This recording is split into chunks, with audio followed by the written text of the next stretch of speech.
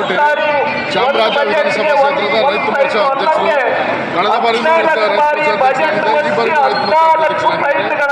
ನಾವು ಸಮಾವೇಶಕ್ಕೆ ಅತ್ಯಂತ ನಮ್ಮ ನಿರೀಕ್ಷೆಗಿಂತ ಜಾಸ್ತಿ ಮಾತು ಕೊಟ್ಟಿದ್ದು.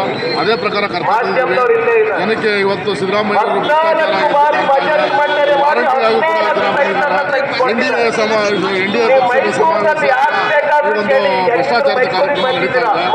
ಇಲ್ಲಿ ಮೈಸೂರು ಜಿಲ್ಲಾ ಕಾರ್ಯಕ್ರಮಕ್ಕೆ ವಾರಂಟಿಯಾಗಿ ಏನು ಭ್ರಷ್ಟಾಚಾರ ಮಾಡ್ಕೊಂಡಿದ್ದಾರೆ, ಇದುವರೆಗೂ ಅವರ ರಾಜಕೀಯದ 35 ವರ್ಷದ ಜೀವನದಲ್ಲಿ ಒಂದು ಕಪ್ಪು ಚಿಕ್ಕಿ ತಗೊಳ್ಬೇಕು.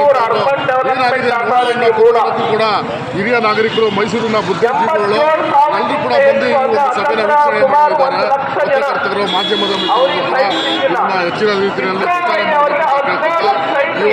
ಈ ಒಂದು ಯಶಸ್ವಿಗೆ ಕಾರಣಕರ್ತಾದಂಥ 2 ಪಕ್ಷದ ಕಾರ್ಯಕರ್ತರು ಕೂಡ ನಾನು ಈ ಮೂಲಕ ಅಭಿನಂದನೆ ಸಲ್ಲಿಸುತ್ತಿದ್ದೇನೆ. 4 ಕಾರ್ಪೊರೇಟರ್ ಚುನಾವಣೆಯಲ್ಲಿ 2013ರಲ್ಲಿ ನಾನು ಸ್ಪರ್ಧೆ ಮಾಡಿ ಅವತ್ತಿನ ಪಕ್ಷದ ಆಂತರಿಕ ಸಮಸ್ಯೆ ಇತ್ತು. ಮತ್ತು ನಾವು ಕೂಡ ಕಾರ್ಯಕರ್ತರು ಸದೃಢವಾಗಿಲ್ಲದೆ ಇರೋದ್ರಿಂದ ಕೆಲವು ಹಂತದಲ್ಲಿ ಸೋಲಿಸಿದ್ದು. ಈಗ ಪ್ರಬಲವಾದಂಥ ಆಕಾಂಕ್ಷೆಯಾಗಿದ್ದು ವಾರ್ಡ್ ನಂಬರ್ 4ರಲ್ಲಿ. ಇವಾಗ ಎಲ್ಲ ಯಶಸ್ವಿಗೆ ನಮ್ಮ ಕಾರ್ಯಕರ್ತರು ವಾರ್ಡ್ ನಂಬರ್ 4ರಿಂದ 300 ಜನ ಬಂದಿದ್ದೀವಿ.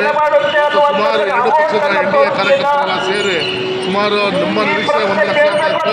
ಇವತ್ತು ನೀವೆಲ್ಲ ನೋಡ್ತಾ ಇದ್ವಿ ಮಾಧ್ಯಮ 2 ಲಕ್ಷ ಮೀರಿಸುವಂಥ ಪಕ್ಷದ ಕಾರ್ಯಕರ್ತರು ನಮ್ಮ ಮತ್ತು ನಮ್ಮ ವಿಜೇಂದ್ರ ಅವರ ನೇತೃತ್ವದಲ್ಲಿ ಈ ಸಭೆ ಯಶಸ್ವಿಯಾಗಿ ಸಿದ್ದರಾಮಯ್ಯವರು ಇನ್ನೊಂದು 2 ದಿನದಲ್ಲಿ ರಾಜೀನಾಮೆ ಕೊಡಲಿದ್ದಾರೆ.